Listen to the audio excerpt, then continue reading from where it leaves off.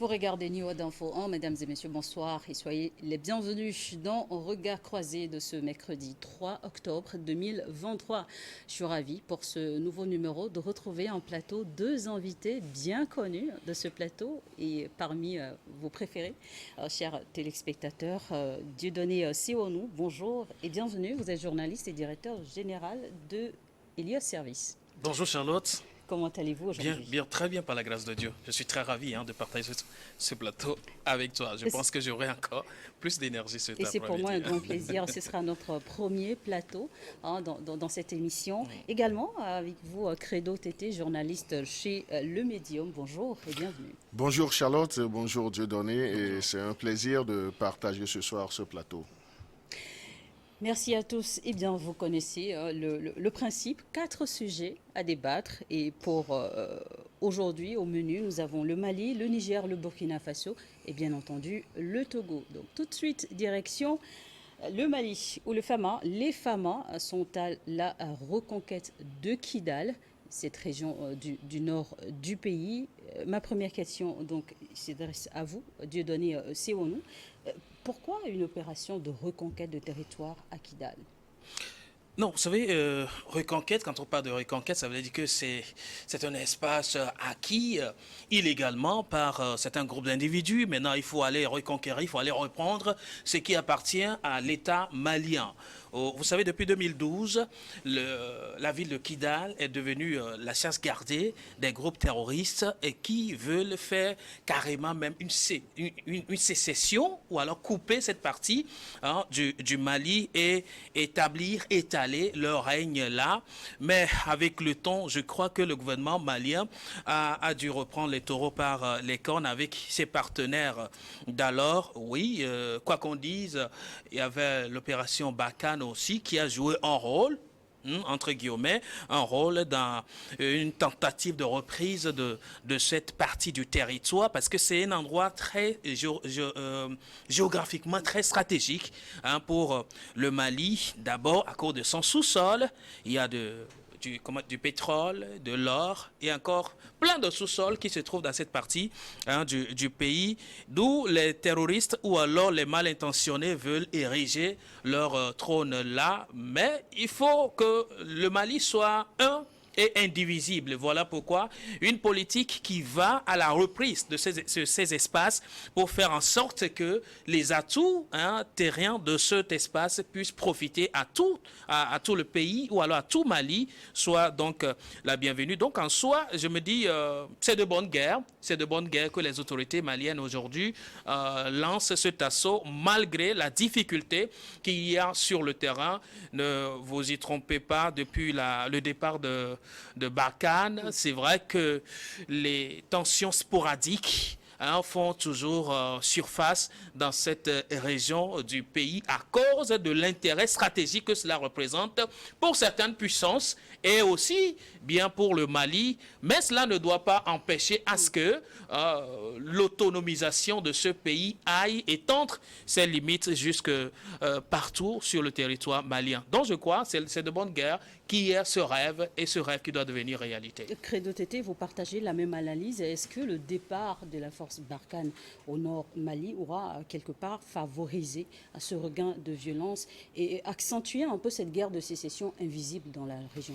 Non, mais moi, je vais aborder le sujet, disons, par cette soif des autorités militaires maliennes de posséder ou bien de reposséder, disons, la plénitude de leur territoire. Vous savez, on ne peut pas dire que c'est parce que l'opération Barkhane n'a plus droit de citer du côté du Mali qu'il y a ce regain d'intérêt. Donc on ne peut pas aller sur ce terrain. Mais il y a ce besoin pour les autorités militaires du Mali de prendre possession de tout le territoire. Et c'est ce qui a justifié, disons, cette imposante colonne qui a été, disons, alimenté hier et qui n'est que la résultante de l'attaque du week-end.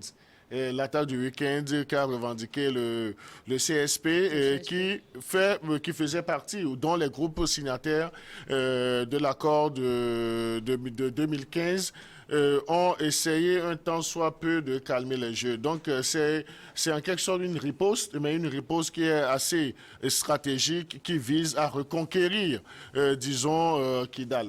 Et ça, c'est également très important pour le Mali. Dieudonné l'a dit, il y a les ressources minières dans cette zone et on peut abusivement se poser la question pourquoi est-ce que l'opération Barkhane avait droit de citer dans cette zone. Donc ça, c'est la grande interrogation. Mais l'enjeu pour l'armée régulière du Mali aujourd'hui, c'est vraiment, comme vous le disiez, c'est de reprendre le contrôle sur toute la région. Oui, c'est un grand enjeu. Et puis, c'est un défi d'ailleurs. Hein. C'est de reprendre la main sur tout le territoire et surtout sur cette partie du pays. Vous voyez, pétrole, gaz, or. Vous voyez, qu'est-ce qu'il y a de plus important que de mettre toutes ces richesses-là à l'actif d'un pays comme le Mali. Et donc, l'enjeu est très capital. S'il y a un défi à relever dans l'intérêt supérieur de tout le Mali, je pense que la reconquête de Kidal en fait partie. L'armée malienne aujourd'hui, dans sa stratégie de reconquête, selon vous, a-t-elle les moyens de relever ce défi? Non, je crois que en s'investissant dans cette requête, c'est que l'armée malienne n'a pas perdu de vue que la tâche ne serait pas assez aisée, donc la tâche ne serait pas facile. Mais on ne peut pas éternellement rester les bras croisés et ne pas faire des actions. Si les FAMA ont décidé d'aller à la reconquête de Kidal, c'est parce qu'ils ont mesuré les enjeux. Je suppose ils ont mesuré les enjeux parce que sur le terrain, ça ne serait pas du tout facile. Parce que depuis un bon moment, disons, les groupes terroristes ont pris possession de cette zone. Donc, ils ont fait ce qu'on appelle dans le langage militaire le maillage de la région de Kidal. Et si les forces militaires maliennes ont décidé d'aller à l'assaut, donc c'est que je suppose qu'ils ont fait une étude assez poussée des réalités du terrain et qu'ils vont parvenir avec leurs moyens de bord à chasser ou bien à repousser ces djihadistes qui ont pris possession de Kidal. Vous savez, aujourd'hui, c'est vrai, l'opération, la France n'est plus là, mais il faut compter aussi avec les alliés de l'heure du Mali. Donc les alliés de l'heure du Mali, sûrement qu'ils ont essayé de déblayer le terrain en recueillant toutes les informations idoines, toutes les informations nécessaires avant d'aller. C'est vrai, nous avons vu le scénario qui nous a été offert, c'est que les Maliens ont passé un long week-end qui a été, disons, émaillé de 2 attaques violentes. Oui. Et dans un premier temps, nous pouvons supposer que c'est une riposte stratégique. Mais au-delà de la riposte, il y a ce besoin que Kidal revienne au Mali. L'armée malienne a annoncé avoir réussi à repousser aussi l'ennemi ce week-end. Oui, ils ont essayé de repousser. Donc, je crois que cela fait partie des moyens de défense. Parce que dans un premier temps, lorsque quelqu'un vous attaque, vous vous défendez, vous repoussez l'ennemi, mais vous n'allez pas rester sur cette soif. Donc, vous devez pousser l'ennemi dans son dernier retranchement. Et je crois que c'est ce que les forces armées maliennes ont décidé de faire cette fois-ci en allant beaucoup plus à l'assaut de Kidal en vue de reconquérir, disons, cette région. Parlant des alliés, justement, Dieudonné Sewonou, l'armée malienne, ou sinon Bamako, dans cette nouvelle, en tout cas dans cette stratégie de reconquête, peut compter notamment sur l'AES. Non, ben écoutez, bien évidemment, avant même d'arriver à cette alliance, je voudrais dire un des alliés importants dans cette lutte serait aussi la population locale. On connaît la population locale de Kidal, bien évidemment, pour son courage face aux défis sécuritaires, sa résilience, face aux enjeux sécuritaires. Donc, si la population dit oui et accorde son soutien à l'armée, je pense que ce serait déjà un grand pas de victoire sur les groupes terroristes. Maintenant, est-ce que l'armée peut compter sur ses alliés de circonstances? Je dis le défi ou alors l'enjeu reste le même à tous ces niveaux-là. Donc, si le Mali dit vous attaquez le Niger, c'est moi que vous attaquez le Burkina Faso, c'est moi que vous attaquez. Alors, si quelqu'un attaque le Mali, logiquement, devrait également attaquer le Niger et attaquer le Burkina Faso. Donc, je me dis, si on est ensemble, c'est pour défendre une cause commune. Alors, si je suis attaqué, ça veut dire que vous êtes attaqué également. Donc, c'est vrai, il n'y aura pas de communication pour nous dire, voilà, l'armée nigérienne, l'armée burkinabé a envoyé tel convoi militaire, a envoyé tel arsenal de guerre pour lutter contre. Non, il n'y aura pas forcément ces communications. Mais toujours est-il qu'il y a un soutien de la part de cette famille de lutte contre le terrorisme. Ça a été clair, l'objectif premier, c'est quoi? C'est de lutter contre le terrorisme. Alors, toute personne agissant dans la logique terroriste doit être l'ennemi premier de ces trois personnes-là, de ces trois pays, je veux croire. Vous aviez évoqué la population et l'attente aussi de la population malienne, c'est le retour d'un calme dans cette région du pays. C'est une guerre depuis 2012 qui, justement, perturbe la tranquillité des populations dans cette zone. En 2015, un accord de paix avait été signé. Des années plus tard, pas vraiment d'évolution concrète. Oui, pas d'évolution concrète parce que, disons, les leaders ou bien les signataires de cet accord n'avaient pas tous une bonne foi. Chacun voulait s'imposer à l'autre. Donc, il y avait une lutte de suprématie. Et aujourd'hui, ce sont les populations qui sont toujours victimes. Dieudonné parlait des populations, disons, de la région de Kidal en termes d'atouts, en ce sens que si l'armée malienne veut aujourd'hui gagner cette offensive, c'est que la contribution des populations de Kidal est vraiment importante en termes d'information, en termes de remontée de renseignements. Vous savez, c'est vrai, les forces armées ont quitté Bamako pour y aller, pour aller investir Kidal, mais ils ne sauront réussir cette mission s'il n'y a pas une collaboration des populations de Kidal. Ce sont les populations de Kidal qui vont les aider stratégiquement en leur fournissant certaines informations sur le mouvement de ces groupes organisés. Donc là, c'est là où il faut insister beaucoup plus sur ce besoin ou bien cette nécessité de développer un réseau de renseignements assez poussé pour avoir les positions en temps réel de ces groupes terroristes. Donc ça ne sera pas facile parce que ces groupes terroristes ont eu tout le temps pour, disons, incruster les populations de Kidal. Donc ça sera un peu difficile pour les forces armées maliennes, mais ce n'est pas impossible. Parce qu'une fois qu'il y a la volonté, une fois qu'il y a, disons, cette décision d'aller de l'avant, donc les populations sauront également contribuer à ce que les forces armées maliennes aient les informations idoines en temps réel. Donc c'est ça qui peut aider les FAMA, si les FAMA veulent réellement disons, gagner cette bataille, reconquérir la région de Kidal. Face à ce regain de violence dans lesquels sont cités le CSP, la plateforme, le mouvement de l'Azawad, Dieudonné Sironou, on peut toujours attendre de l'accord de paix de 2015 d'apporter une solution concrète? Non, mais si c'est une partie des signataires de cet accord dénonce déjà cette signature et prévalent que cet accord est caduque, ça veut dire qu'on ne peut plus rien attendre forcément de cet accord. Bon, peut-être relancer de nouvelles bases. Encore que ceux qui aujourd'hui reviennent sur la caducité de cet accord, entre guillemets, soit en mission commandée peut-être pour une déstabilisation clandestine, comme dirait quelqu'un, je reprends les mots d'un des amis d'hier. Je ne sais pas si on est en train de faire ce jeu. Je pense que entendre quelque chose de cet accord serait difficile.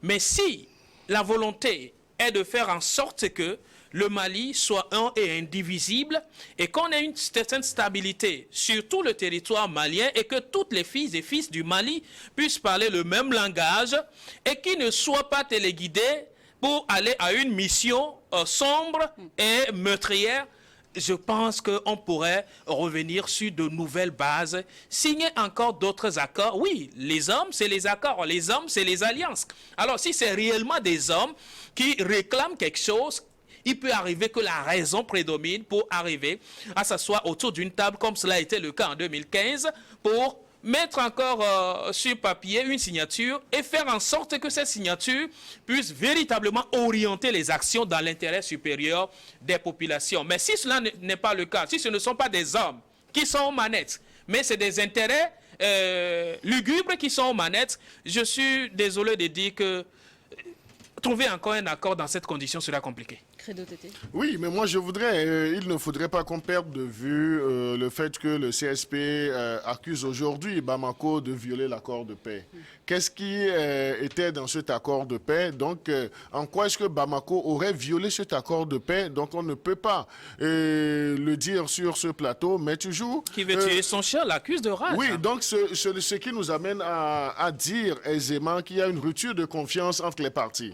Une rupture de confiance parce que le CSP n'est pas qu'un seul groupe, c'est des groupes armés qui se retrouvent dans le CSP. Maintenant, s'il y a disons, cette rupture de confiance avec Bamako, donc c'est que la plaie est assez profonde, donc il va falloir employer soit les méthodes assez dures. Et si Bamako aussi a décidé d'aller au front pour aller reconquérir Kidal, c'est que, je suppose, les voies, disons, les passerelles, les couloirs ont été exploités, mais n'auraient rien donné. Donc aujourd'hui, il faut aller sur le terrain pour se confronter. Donc là, c'est un point assez important. On ne pourra plus rien attendre, disons, d'un accord qui soit encore d'actualité, d'un accord de paix, parce que cet accord de paix, avant qu'on ne parle de violation, c'est qu'il y a déjà, dans un premier temps, logiquement, dénonciation.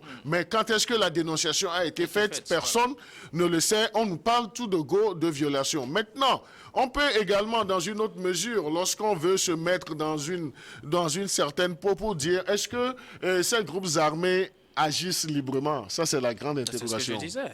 C'est ce que je disais. Aujourd'hui, sur le terrain, il y aura plutôt un contexte de rapport de force. Il faut vraiment qu'un rapport de force se joue sur le terrain pour asseoir celui qui peut. Sinon, pour l'heure, la raison... Sur papier, je ne pense pas que ça puisse encore changer quelque chose dans cette lutte. C'est vrai, aujourd'hui, le Mali, la FAMA, l'armée malienne, a un équipement assez important. Moi, je me dis aussi, des gens ont organisé cette insécurité dans cette partie du pays. Pourquoi? Parce que pendant longtemps, on a été dans cette lutte et on pouvait quand même fournir des moyens nécessaires pour pouvoir finir carrément avec ces groupuscules armés qui sont de l'autre côté et non pas juste les cantonner dans un endroit pour vous dire, à un moment donné, vous pourrez dégainer, toutefois, si l'intérêt n'est plus en place, vous pourrez dégainer. Ça veut dire que c'est des gens qui ont contribué à ce que cette situation soit là jusqu'à ce jour. Alors, si c'est des gens qui l'avaient fait et ils ressuscitent maintenant la hache de guerre, derrière, il y a une puissance, derrière, il y a une force. Il faut que la FAMA, maintenant, se dote d'une puissance également de déséquilibre à l'égard de cette manigance-là pour pouvoir arriver à remporter la victoire, qui est la paix dans cette zone, dans l'intérêt de tous les Maliens. Vous l'avez souligné, l'accord de paix d'Alger de 2015 présente en tout cas des failles. Le mois dernier, on se rappelle, les partis politiques ont appelé au dialogue. C'est la preuve que, voilà, sur le plan national, une médiation locale peut aussi être une voie influente pour appeler au calme dans le nord du Mali? Non, surtout que la religion a une certaine prédominance, donc je crois que toutes les voies ne sont pas bloquées. Donc on peut développer des initiatives sur le plan local pour essayer de rapprocher les partis.